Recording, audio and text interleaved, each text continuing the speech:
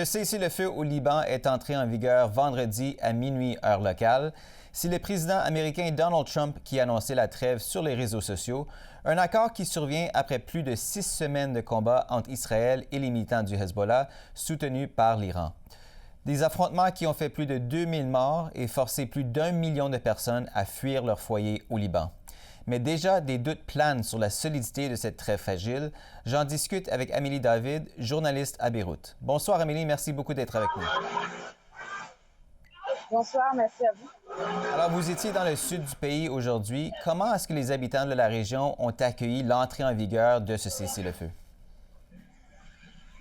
Eh bien, pour eux, c'était tout d'abord effectivement un soulagement, une grande joie. Et hier soir à Beyrouth, nous l'entendions à travers la ville, il y a eu des coups de feu de célébration, comme c'est un peu la tradition ici, notamment qui venait de la banlieue sud.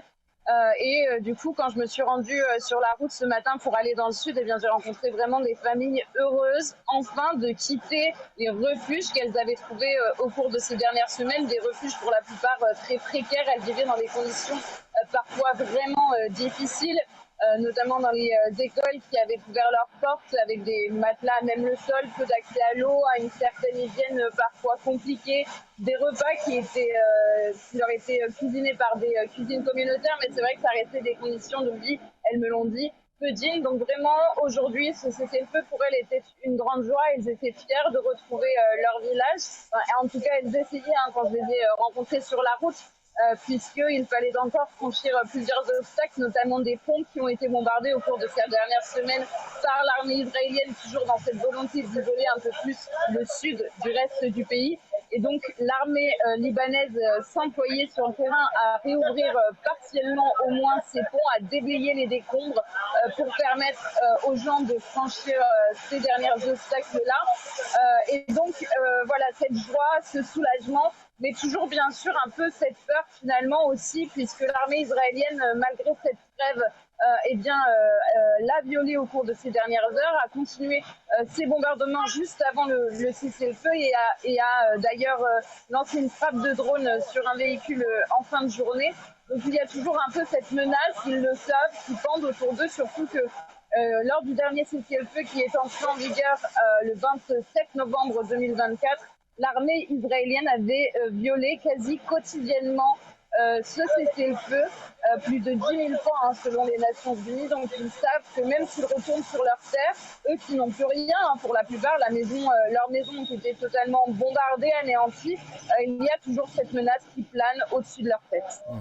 Donald Trump n'a pas mentionné le Hezbollah dans son annonce initiale. Ce n'est que plus tard, dans une autre publication, qu'il a demandé aux militants de respecter la trêve en espérant qu'ils jouent le jeu pendant cette période importante. Comment le Hezbollah perçoit-il ce cessez-le-feu et qu'est-ce que le groupe réclame? Alors pour le Hezbollah, ce cessez-le-feu pour déjà la partie, on va dire, combattante du Hezbollah, la milice, il s'agit... Il n'approuve pas, bien sûr, ce cessez-le-feu, encore moins les négociations directes de l'État libanais avec l'État israélien. Et pour eux, eh bien, ils vont continuer de se battre tant que l'armée israélienne est présente sur le sol libanais. Et bien sûr, si elle ne respecte pas ce cessez-le-feu, comme elle l'a prouvé au cours de ces dernières heures, les violations ont d'ailleurs été dénoncées par l'armée libanaise elle-même au cours de la nuit.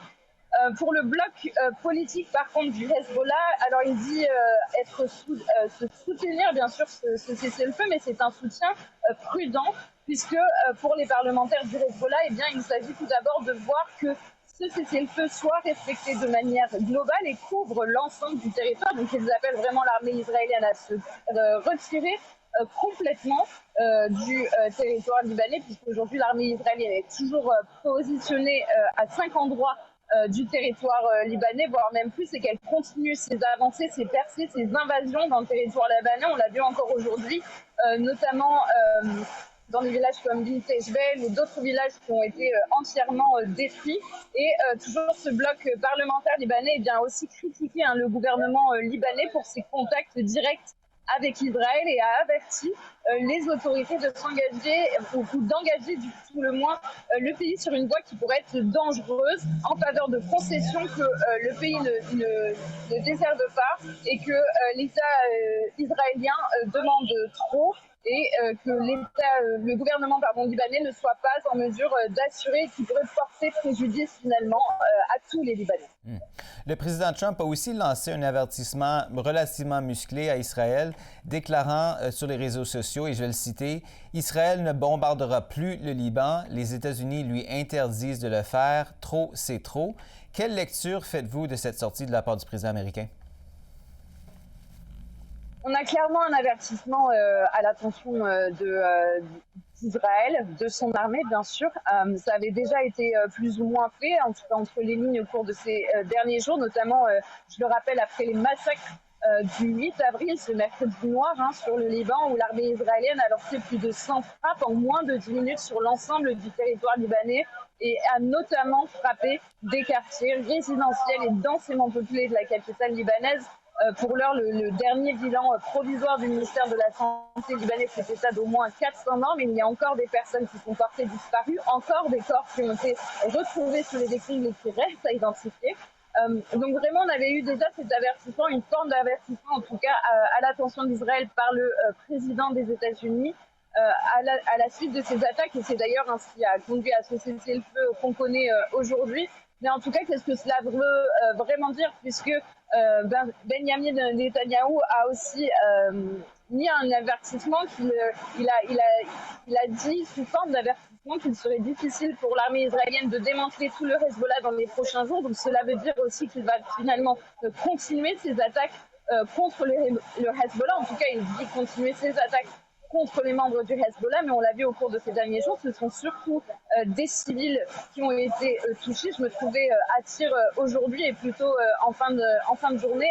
J'étais sur un site qui a été largement bombardé juste avant minuit, juste avant l'entrée en vigueur du cessez-le-feu. Plusieurs bâtiments ont été réduits en cendres et à l'intérieur se trouvaient principalement des civils, dont une dame de 80 ans qui était encore sous les décombres.